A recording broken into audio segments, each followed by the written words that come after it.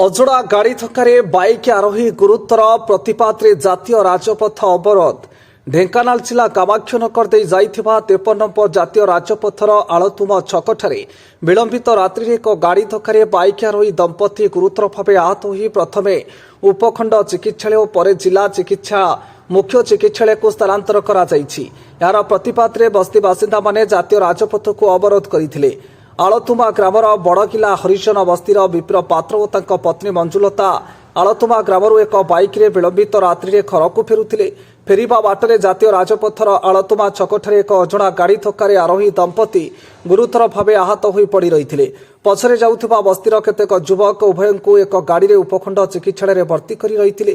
ସେଠାରେ ପ୍ରାଥମିକ ଚିକିତ୍ସା ପରେ ଜିଲ୍ଲା ମୁଖ୍ୟ ଚିକିତ୍ସାଳୟକୁ ସ୍ଥାନାନ୍ତର କରାଯାଇଛି।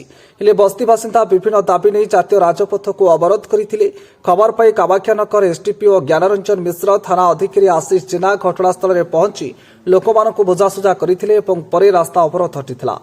ହିନ୍ଦୁଳୁରୁ ପ୍ରଭାସ ଖୁଣ୍ଟିଆଙ୍କ ରିପୋର୍ଟ, ତୁଳସୀ କ୍ଷେତ୍ର ନ୍ୟୁଜ୍।